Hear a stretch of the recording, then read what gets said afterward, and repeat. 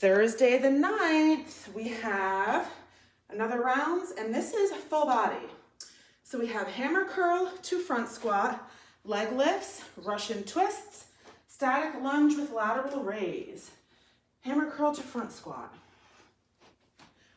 So you do your hammer, squat, release. Hammer, release. Leg lifts.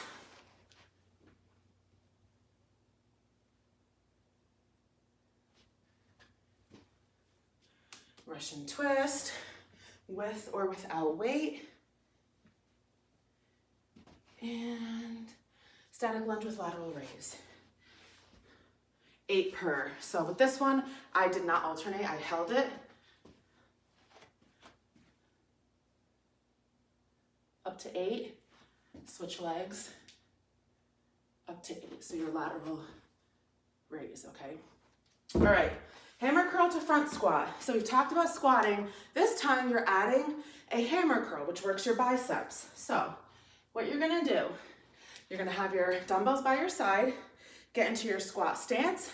You're gonna hammer curl. So your hammer curl looks like this. You're holding the weight sideways, or I should say the long way, and your bicep curling, okay? So with this, you're gonna bring them up, squat, stand up, release. Curl it, squat, up, release. Curl, squat, release, curl, squat, release. And again, you can tap and go, you can fully sit. Leg lifts.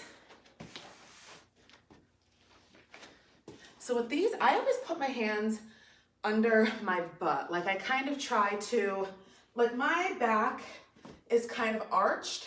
So if I ever do something where I'm like flat and I'm moving my legs, I feel like I get too much space underneath and it's just uncomfortable. So I usually use my hands and I just kind of fiddle them around until it feels comfortable. And then your legs, what they're doing is they're coming down, but they're not touching the ground, and then up. 1,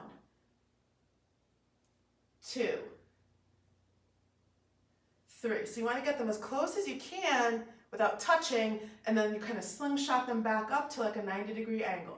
You can have your head resting on the ground, or you can have your shoulders and your head off of the ground. So like this. So what that does is it's giving you more tension on your abs, because when you're down and you do your leg lifts, you're working kind of like the mid to the lower ab, okay? When you lift your shoulders off the ground and your head, now you have tension on your upper abs, like as if you were to do a crunch. So when you combine those two, now you're targeting more of your core. You don't have to, but it's kind of preference. And if you want to get a little bit more work, you would lift off the ground. So for me, I've almost always done it that way, without knowing why or whatever the benefits were. I always kind of did it that way. So it's more of like a preference for me, but you'll feel it's comfortable, or, you know, you can try both or do whatever, you know, it's not a big deal. It's just, if you crunch up, you're going to put a little bit more pressure on your abs. If you're laying flat, it's going to only just work the lower abs, okay? So that's really up to you.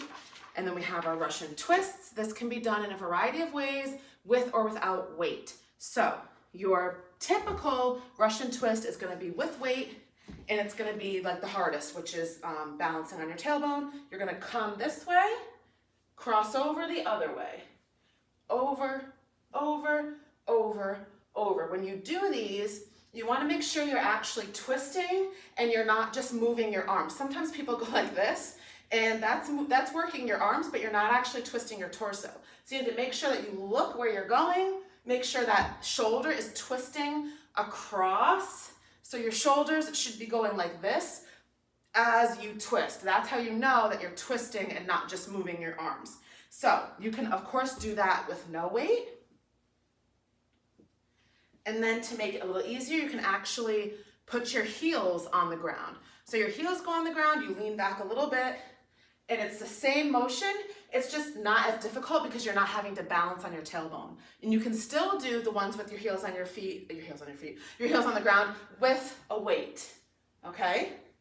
That's fine. So again, a lot of variations, just do whatever is comfortable for you. And then we have our static lunge with a lateral raise. So we talked about lunges before. This time, you're adding in that lateral raise. So lateral raise is a raise off to the side, okay? So this doesn't have to be heavy either.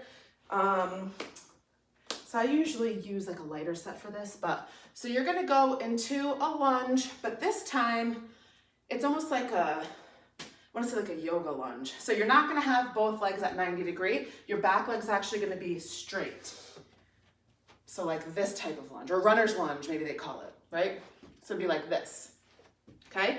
So you're in that lunge, and then you're gonna hold it while you do your lateral raise. So your lateral raise is just raising your arms up to the side, back down, up to the side, back down, okay? And then you're gonna switch sides, hold the other lunge, and continue with your raises. So your lateral raise is, like I said, lifting your weight off to the side.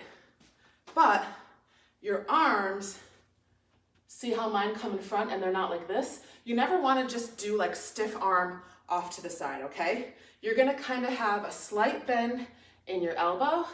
So see how my wrists are not in line, they're up here. Okay, so that's what you're looking for. You're gonna raise it up, usually about shoulder height, and then you're gonna come back down. So you don't wanna fly way up here. You wanna think about, squeezing your shoulders, using those to lift, down, lift, down. Keep that slight bend in your arm. All right. And you don't have a part two, so you're just gonna do that and then you're done.